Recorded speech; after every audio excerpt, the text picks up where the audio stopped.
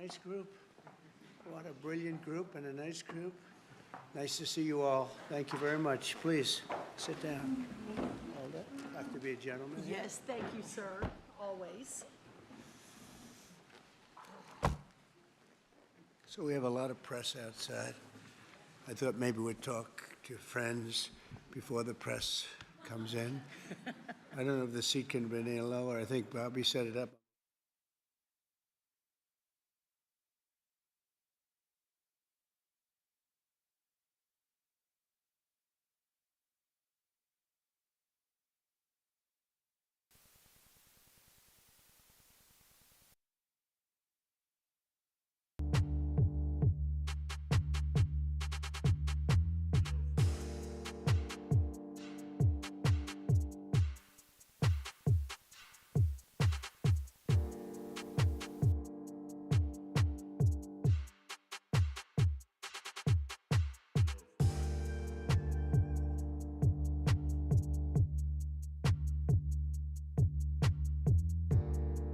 All right, so looking forward.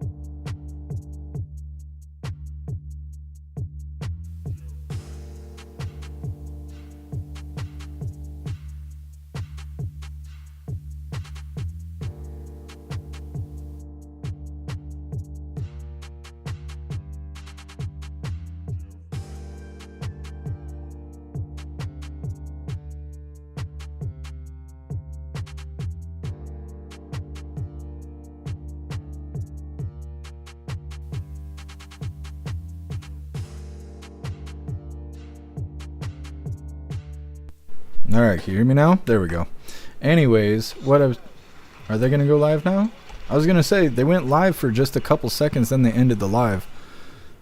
They just did it again. They just let us hear the audio, but they're not showing us anything. Who the hell is running the White House live stream?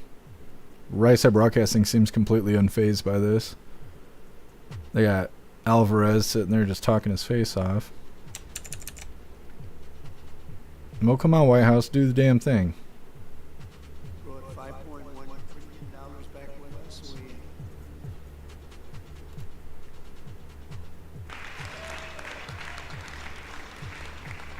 Our country is Okay, here we go. it can be. It's amazing. If you go back 6 months, it was cold as could be. It was an embarrassment what was happening, and now I think we have the hottest country anywhere in the world. I don't even think it's close. I was told that also in the Middle East. The three rulers, three very good men that were very nice to us, they said this is amazing, the transformation of the United States of America. They've never seen anything go so quickly, and it's literally over a period of 4 or 5 months, but really since November 5th, and I think we have the hottest country in the world right now. So we're doing well, and we'll keep it going, and we're going to have a lot of fun. We're going to make a lot of people happy, a lot of people well. That's why we're here. And I want to thank you all for being with us in the great White House. There's nothing like it. There's nothing like it. Every time I walk in, I say, man, this place is something special. You never get used to it. It really is. As we mark a historic milestone in our mission to make America healthy again. You know, we started Make America Great Again, Bobby. I'm not sure you can get away with that without having to make a major payment because, you know, this was I copyright MAHA. He goes to MAHA. But no, MAHA has become hot. Over the past few years, we've built an unstoppable coalition of moms and dads, doctors and young people and citizens of all backgrounds who have come together to protect our children, very importantly, keep the dangerous chemicals out of our food supplies, get toxic substances out of our environment, and deliver the American people the facts as to really where we're going. And we want to have what we deserve, and we want to be healthy, and we want to have a lot of good things happen, and I think we're going to have that. I think this is just the beginning. We have some of the most brilliant people sitting on this panel, and likewise in the audience, I recognize so many. Many of them are in the administration. With us today is the man who fought harder than anyone I know to bring these issues to the center of American politics, our Secretary of Health and Human Services, Robert F. Kennedy, Jr. Bobby, thank you very much.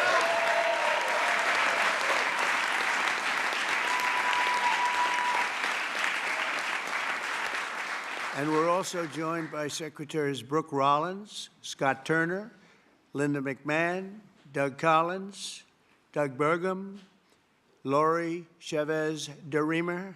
You're doing a very good job, Lori. You know, she's considering she's a Democrat. You know, the unions say such. She's really good. I did it. You know, I took a lot of heat for doing it, and then they were all saying what a great job we did. Now everybody's happy with you. Great job. Thank you very much. As well as EPA Administrator Lee Zeldin, Budget Director Russ Vaught, SBA Administrator Kelly Loeffler. Kelly's been amazing. She runs small business, which is actually the biggest business there is, right? She had no idea how big. She's doing great. FDA Commissioner Dr. Marty McCary. Thank you, Marty. NIH Director Dr. Jay Bhattacharya. Thank you very much, Jay. Thank you. And let's see, who do we have here? CMS Administrator Dr. Mehmet Oz, a tremendous guy, actually. Thank you very much, Mehmet.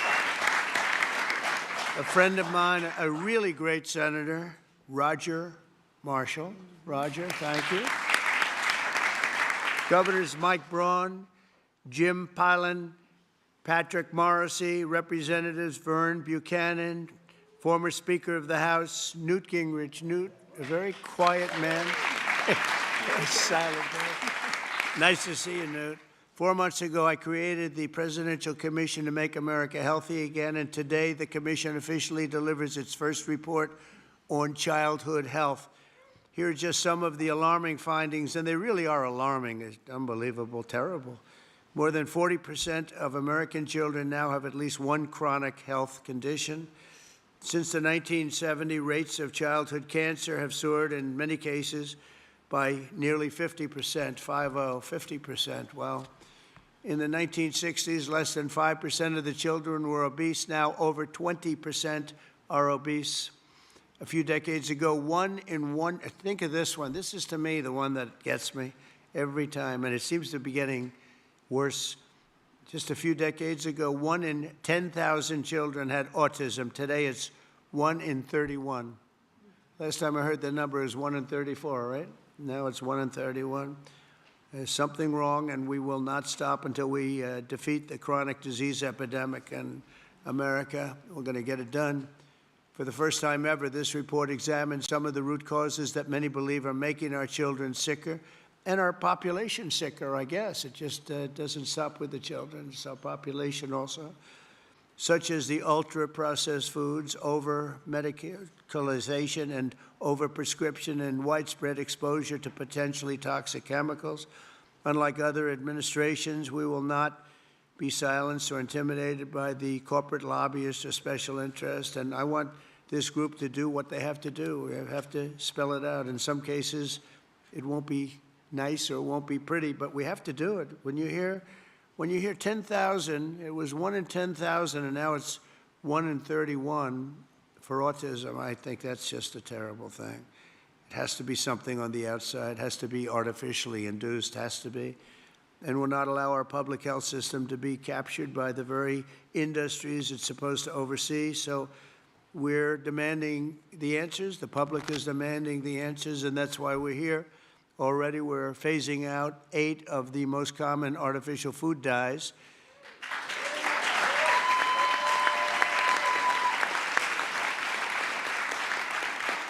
And we ended the most serious conflicts of interest at the FDA. We had a lot of conflicts over there. Earlier this week, we approved a SNAP waiver request from Nebraska so they can stop taxpayer dollars from being used to make our children obese. I understand requests from 3 more states will be approved shortly, and more are expected to come in the following weeks. Over the next 80 days, the Commission will build on its work in this report to develop a roadmap to bold and transformative public health reforms for our consideration. It's a consideration, and we'll lay out the facts. Let me say congratulations to the entire MAHA movement. This movement has become very hot. People are really, I tell you, they're going crazy over MAHA. They're going crazy, right?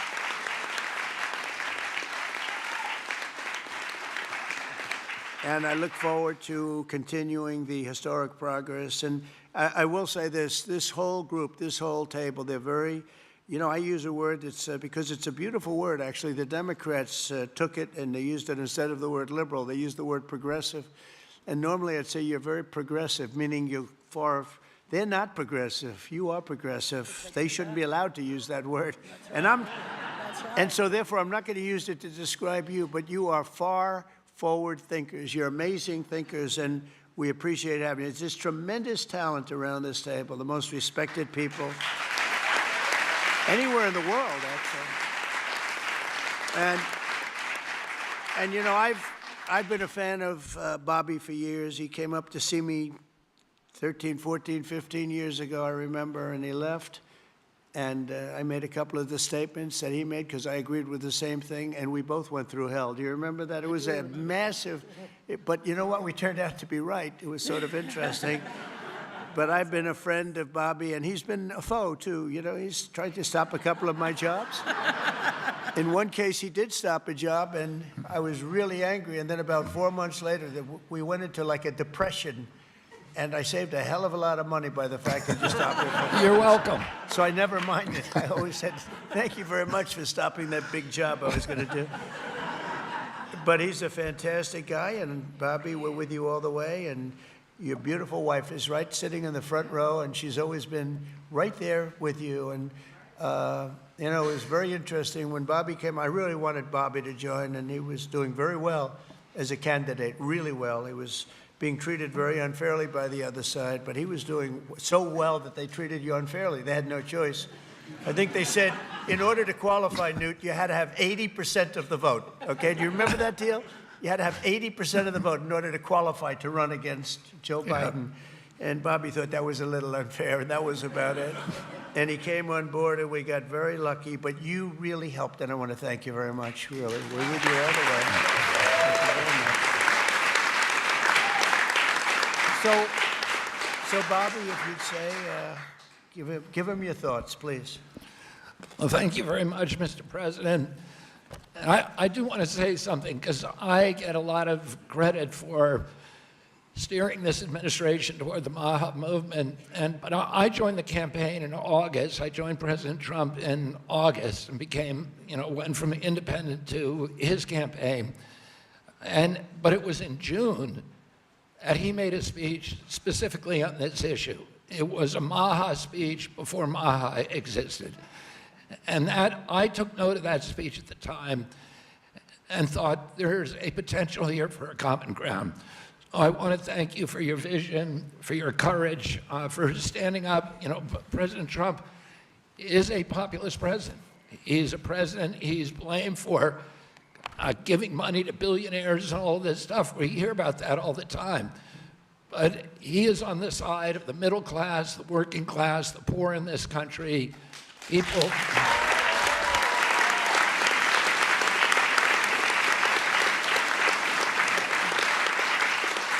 And I've been following, I've met every president since my uncle was president.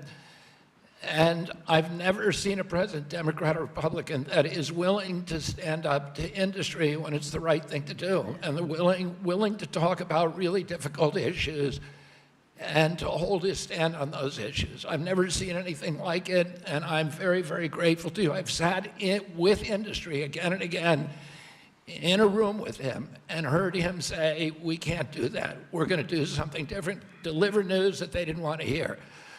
Oh, I'm grateful to this. This is a milestone. There's never in American history has the federal government taken a position on public health like this. And because of President Trump's leadership, it's not just one cabinet secretary, it's the entire government that is behind this report.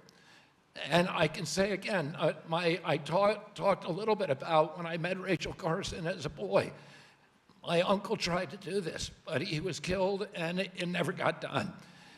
And ever since then, we've been waiting for a president who would stand up and speak on behalf of the health of the American people and say, there is no difference between good economic policy, good environmental policy, and good public health policy, and good industrial policy. We can have all of them We need a united cabinet, and we need to go forward as a single people.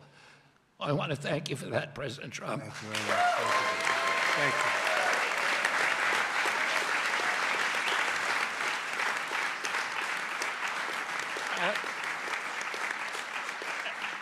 At its core, this report is a call to action for common sense. We've relied too much on conflicted research, ignored common sense, or what some would call mother's intuition. It's common sense that ultra-processed, nutrient-poor food contributes to chronic disease. It's common sense that excessive screen time and isolation lead to anxiety and depression, especially in children. It's common sense that exercise and healthy food should come before prescriptions and surgery. It's common sense that not all calories are equal in nutritional value. It's common sense that over-medicating kids is dangerous. It's common sense that we can celebrate the innovations of modern life while also demanding fearless inquiry into ameliorating the negative effects of medication, agriculture, and environmental practices. It's common sense that research funded by corporations deserves more scrutiny than independent studies.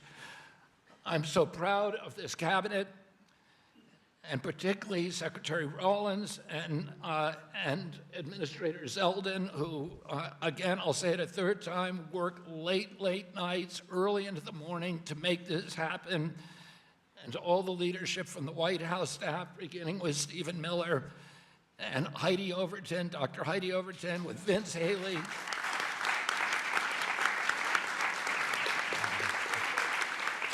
Their leadership and their steady hand in getting us to the goal line we could not have done it without them. They helped us grapple with weighty issues and committed this administration to solving large, complex challenges like children's health.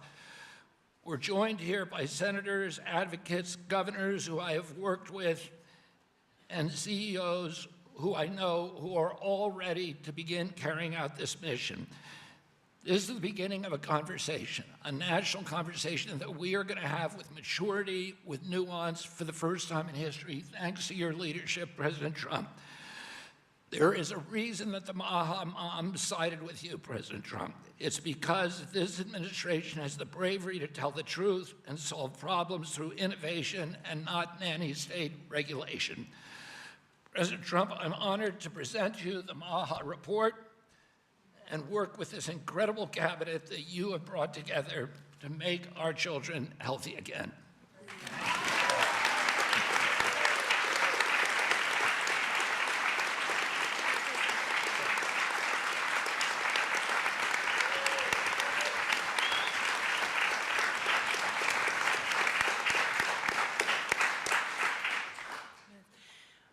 Three things. First, on behalf of an extremely grateful nation and on behalf of a lot of extremely grateful MAHA moms who are out there, Secretary Kennedy and Mr. President, thank you.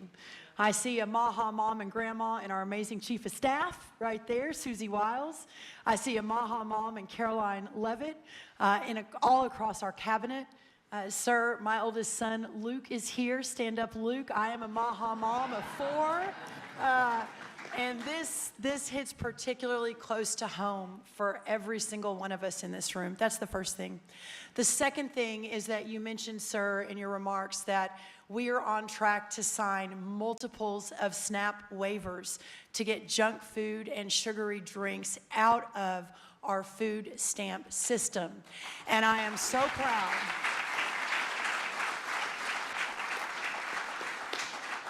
I am so proud to announce that on Monday, I was in Nebraska with Governor Pillen, where we signed the first one. An hour ago, I signed the second one for Governor Braun in Indiana. He may not even know that. I've got it right here, sir. I also signed the third one, Governor Kim Reynolds of Iowa, about an hour ago.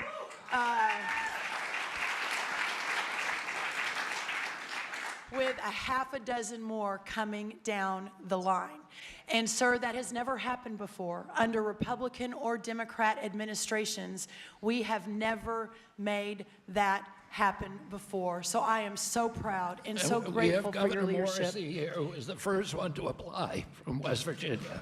Oh, Governor Morrissey.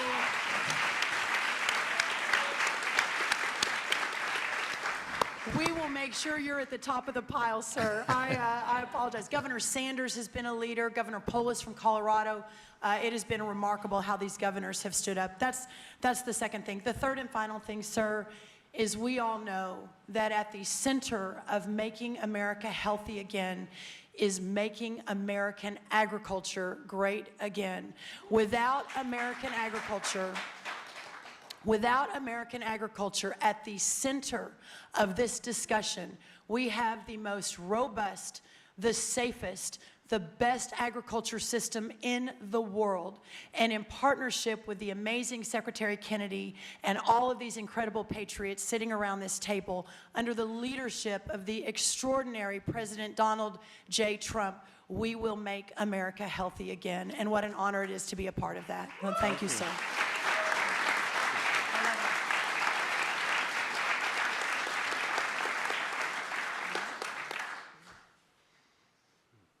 Mr. Policyman, you want to say something? Big policy man here. So much has already been said, but in your remarks, Mr. President, you made clear This is Vince Haley, by the way. in your remarks and in the report, it's very clear that there are no sacred cows when it comes to our children's health. We are showing the courage to turn over every stone to figure out, to investigate what is behind the chronic childhood disease crisis, and that's what this report represents, sir. Thank you, Vince. Thank you very much. You want to have other people speak? We've had everybody speak. Oh, good. Most have already spoken. That's very good. But the fake news wasn't here. What's going on? I mean, Oz, I want to thank you for your work. Would you have anything to say to the media? Thank you, sir. I think it's a moral failing if we don't address this, but it's definitely a financial failing as well. 50% of children are on Medicaid or on the CHIP program. It is an obligation we all have to address this reality. As you know, the cost of Medicaid has gone up 50% in 5 years. Right. I thank you very much for having the bravery to commission this report, and Secretary Kennedy, Secretary Rollins, Lee Zelle, and everybody else on this panel for being able to effect what has not been done since this law for Medicare and Medicaid was written in 1965. God bless you. Thank you very much, Oz. Thank you.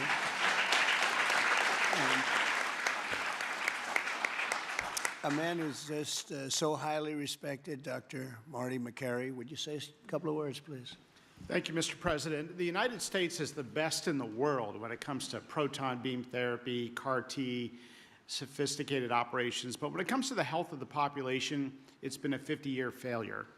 And we have got to change course, and it's not until you have had the courage to let us take on these giant issues, as Vince Haley said, without any sacred cows, that we've been able to change. And I think this will transform our healthcare system from a reactionary system where doctors are playing whack-a-mole to a proactive system. So thank you, Mr. President. Thank you very much. Thank you, man.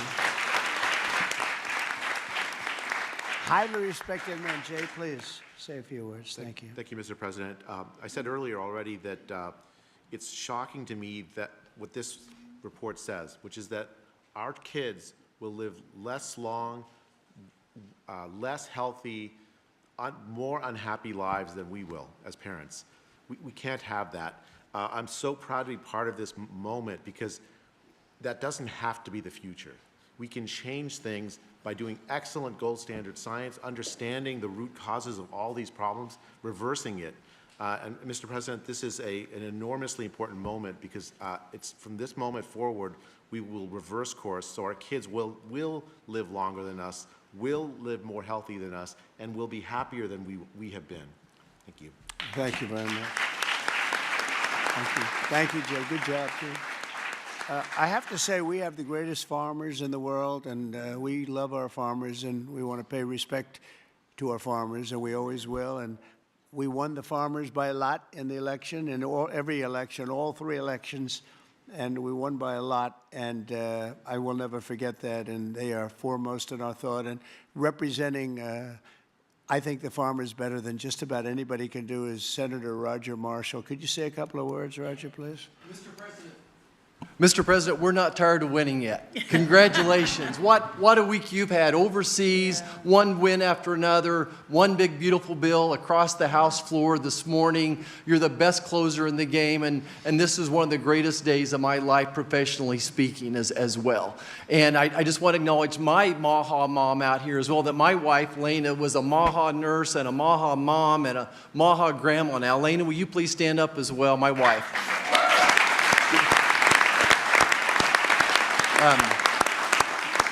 Mr. President, as you know, I spent 25 years delivering babies most every day. We saw a huge epidemic of diabetes, of pregnancy, and this has exploded in so many different directions now. We have an epidemic in mental health in our youth, obesity rates 20%, 30%, 20% of our children on a prescription drug, 60-70% of adults on a prescription drug. We can do better than this.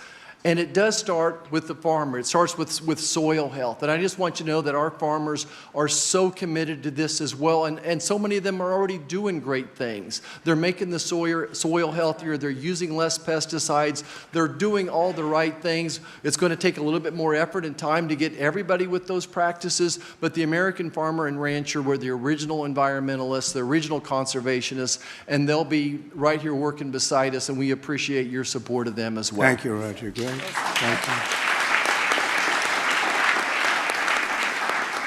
So I think I'll close by just saying that something happened a week ago that was very, very important, profound, but very important in so many ways. For years, I noticed that other countries paid much less for drugs and pharmaceuticals than we did. But I don't mean 2% less or 10%, which would be good, but I don't mean 20 or 25 or 30%.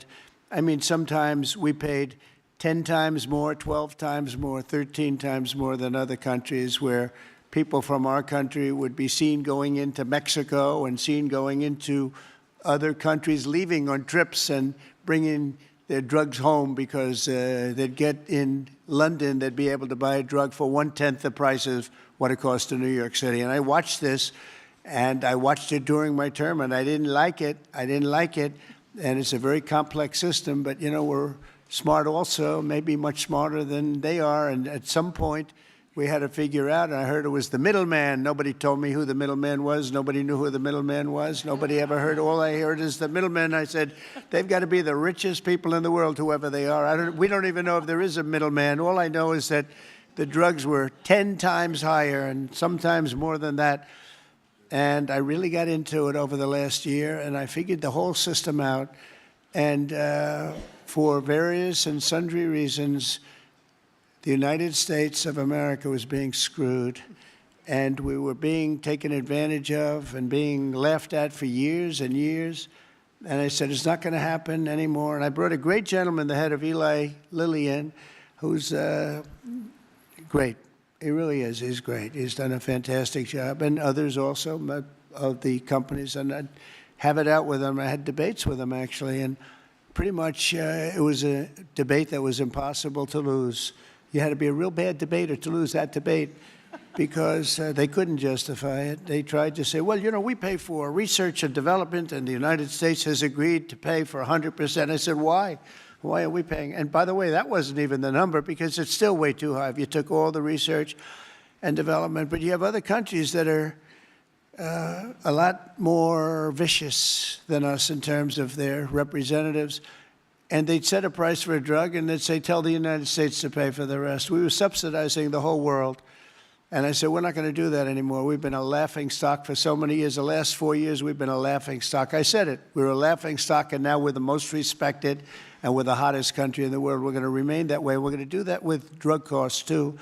And so I said, I'm going to do something that's a very unpopular thing to do with a small number of people, mainly the people that own the drug companies and others. And I'm not even blaming them. They were able to get away with it. But it was really other nations that took advantage of us because the drug companies were under their thumb. And they would say, this is what I'm going to pay. and the European Union was right at the top of the list. Let me tell you, we're going to pay $20 for this, and we're not going to pay any more. And America would pay $240 for the same thing that they're paying $20. They said, tell America to pay for the rest. And for years, they went along aimlessly, and they did it. And I started making changes, and I'll never forget the end of my first term, which was very successful. We had the best stock market ever. We had the best economy ever of any president. We went up 88% in the stock market, as an example, and I think 116% in one of the other indices. And we're doing well, but this whole thing with the drug costs always bothered me, and I started really studying it, and it's very complicated stuff. And I said, you know what? We are paying so much more, and I demanded favored nations. We're the biggest buyer, we're the best buyer, we're the most solid buyer, we're the one that paid for all of the research and development. And I said, we're going to do something that's earth-shattering. So at the end of my first term, I was so proud because it's the first time in 28 years that any president reduced drug prices during the course of 4 years. And you know what the number was? 1/4 of 1%. But it was down 1/4. Think of it, 1/4 of 1%. Very little. Essentially, they remained the same. But I wanted to get it down, and I was so proud. I thought I was the greatest guy in the world. I took it down 1/4 of 1%. And I had news conferences. I was bragging. I'm the only one that did it 28 years. And then I said, that's not very much, because we were still paying so much more. And I decided I've got to break the system. And it's the most powerful lobby in the world, the drug company. The most powerful they are, the most powerful. And I'm not saying bad, good, I'm not saying anything, but they have tremendous power over the Senate, over the House, over the governors, over everybody. And they spend more money, billions and billions of dollars. And I said, I don't care. I have to do what's right. And I declared a favored nations, most favored nations, where the United States from now on is going to pay the exact same price as the lowest price anywhere in the world. In other words, if you take, right? In other words, if you take the country that's paying, and let's say in a certain part of, there may be some country out there that pays a little bit less for very good reasons because of the fact, a thing called poverty or whatever. But we take the lowest country, say European Union countries as a whole, that would be fine. Or take individual countries within the European Union, or take various countries that nobody's even heard about. We pay the lowest. And what that's going to mean, and I'd like to put somebody to police it, because it should start immediately. It shouldn't start in 2 years, 3 years, 5 years. They'll say, yes, it kicks in. They always say kicks in, Marty. It kicks in, sir, in 4 years, and then 4 years they get it changed. It should mean, so remember I told you I was happy with 1/4 of 1%. It could mean anywhere from 70% to 89% reduction in drugs and pharmaceuticals. That's a little different, right? And I've actually had some congressmen call me and they say, sir, can we talk about this? I said, no. They wanted to talk because, there's tremendous power against them. And I understand that. And every one of them was covered. Senators were. I see Roger smiling, and Roger probably was too. But you know what? He wants to do the right thing, right? He wants to do the right thing. And we're doing the right thing. We're taken advantage of, and forget the drug company, we're taken advantage of by other countries that insisted with the drug companies that they were going to pay X dollars, and we're not paying any more, and you're not doing business here. And they were nasty about it, because these people are almost sort of afraid of them. And we are going to now get a reduction in drug costs of up to 89% in some cases, but 50% would be a bad number. So think of that. 50% versus 1/4 of 1%. Think of that, 85, 89, 91, 72%. It's going to be massive numbers. It's going to be incredible for Medicaid, incredible for all forms of health care. Medicare is going to have a huge impact, so big that nobody can calculate it. I mean, this thing could drop by 25, 30%. The drugs are a very big part of it, right? So very big part. So it'll affect everything. It'll affect your whole life. The amount of money you're going to be saving is going to be incalculable. Nobody can believe I had the courage to do it. I don't think it's courage. I think it would have been courage not to do it. I tell you what, not to do it would have taken far more courage because I was tired of it. And I was listening to these guys, and they are, they make a lot of money every year, millions and millions of dollars a year. And I agree, because at the beginning, because of the complexity, you'd walk out of a room, you'd hear them talking, and, they almost convince you that it's a great system, it's a wonderful system, even though we were paying 10 times more. That's why they make $30 million a year, because they were good, but not any longer. And one of them just threw up his hands after I was just pounding on him. He said, I can't do it anymore. It's the hardest thing I have to do is trying to justify this damn thing. I can't do it anymore. One of the biggest companies, I just can't do it anymore. You're right. And as soon as he said that, that was like incredible, because I understood exactly he couldn't do it. He said it's the hardest thing he had to do is trying to justify why we're paying $200 for something and somebody else is paying $12. That is a neighboring country. Take Canada. I mean, people go up to Canada to shop because the prices are so much less, and it's not going to happen anymore. So we're going to take the lowest country anywhere in the world, and that's what we're going to be paying, and we'll be saving from 50 to 89%. And these are big, these are tremendous numbers. There's not going to be anything where we're paying 10 times more than somebody else. And one thing that is very important, and it's got to be implemented, it's done. I've done the order, it's done. But we have to get somebody that's got a lot of strength and a lot of power, because you have to implement it, because these countries are going to go down fighting. They don't want this to happen because they're going to go up. Now, there are many more people involved in the world than there are here. So they'll go up a little bit, maybe 15, 20%, and we're going to go down 60, 70, or 80%. But they will fight the drug companies. The drug companies are very worried that they're going to fight, and that's okay. If they fight, we'll just say, that's okay. We are not going to let you sell any more cars into the United States, or we're not going to let you sell any more wine or liquor or alcohol or something that's actually much more important to them than the drugs. And we're going to be able to force that issue if we need to. They should do it. We're basically equalizing. They should do it. And, the drug companies should do just as well. This shouldn't be a hit on their stock. I don't think it will be. It's basically, it's going to be the same amount of money, but it's going to be redistributed. And it's going to be redistributed, so they're going to pay a little bit more, and we're going to pay a lot less. A little bit more because there's so many more. So, it's a bigger number. And so, Bobby, I'd like to ask you and Dr. Oz and Marty, perhaps, and Jay, and maybe representing the world's politicians, I can ask Roger, who's so great with this whole subject, if you would be very, very tough and very, very, very powerful in a sense. It's not easy. You're going to have to get this done. The drug companies are going to say, well, they won't do it. And maybe they won't. And if they don't do it, we're going to not do business with that country or those countries. But we're going to have to be very tough until it's totally stabilized and equalized. And Oz, I see your eyes are gleaming because you've been talking about this for a long time, but you've never had anyone willing to do it. But I'm willing to do it. And I think it's going to go down as one of the most important things we've ever done, because drug costs are going down. Think of it. Then every year for 21 years, the costs have gone up. And now they're going down maybe by 85, 80. I'm telling you, 89% in two instances, 89% cut. Nobody's ever seen anything like it. So I'd like to ask Oz in particular, because you and I know each other. He's a very tough hombre, this one. He's tough as hell. And so if you can lead the group, and it's not going to be easy. You're going to have to get in, and you're going to have to fight. If you do it, you can have, within a period of weeks, you can have drug costs that drop like a rock, okay? So you, as a group, I have great confidence, and if you don't do it, I am firing every single one of you. Good luck, guys.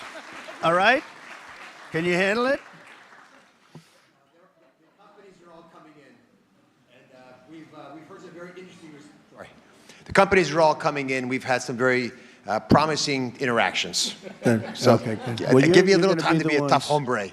You'll do a great job. I have no doubt about it. Thank you very much. Any help, I will be there to help you, okay? Well, you mentioned something that has not been discussed in the past. People have talked about drug prices in a silo and in isolation, But when you start going to the countries where they give discounts to because they're getting beaten up there, and you support these companies, they see a huge upside potential, and even greater than the numbers you mentioned. Right. They should be able to charge more than what they would historically have been tolerant of if they have the support of the U.S. government and you. And Secretary Kennedy is aware of all these discussions. Well, they were artificially low and artificially high. We were artificially high. They were artificially low. We're not going to let that. And I think you're going to be able to handle it pretty easily. But speed is very important because we can do this immediately. This doesn't take 2 years, 3 years. It doesn't take a month. So do the best you can. Thank you very much. Thank you, everybody. Thank you very much. Thank you, Bobby. Are we concluded, Bobby? Yes. Go ahead. Why don't you Thank you, finish it Mr. off? President. Let's all give a hand for President Trump for his leadership. Thank you.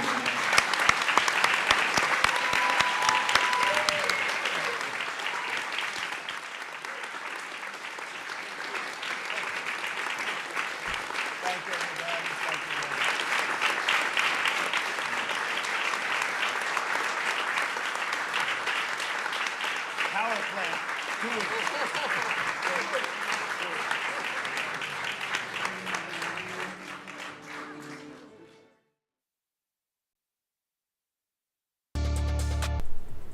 All right, hooligans.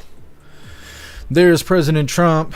I need to get this schedule done so we can do Coffee with Hooligans, but I took a break so we would be able to do the thing. Let me get the volume straightened out. I don't know why the White House Live volume is so low. It was like that for the press briefing. It was like that the last couple lives we've covered with the White House. Either way, once again, I'm going to drop this Linktree link in all of the chats. We're going to wrap this up, and I'm going to get the schedule together so we could do Coffee with Hooligans. As far as I know, that's the last live out of the White House, so there should be no more distractions, and we can get on with today's coffee. All right, hooligans, there's the Linktree link. You guys know the deal. Go down the Linktree link list. Click every button. Do the thing. Go check it all out. I appreciate all of you guys being here. Like I said, we're going to wrap this up, but I'm going to get the schedule together, and we're going to be back for Coffee with Hooligans. Follow or subscribe if you're new, depending on what platform you're on. If you're on Rumble, go ahead and use that repost button. That helps bring new people to the live. Grab the URL, share it out, let people know that we're just a bunch of hooligans over here. Either way, I appreciate all of you guys being here. Like I said, we'll be live again in a little bit with Coffee with Hooligans.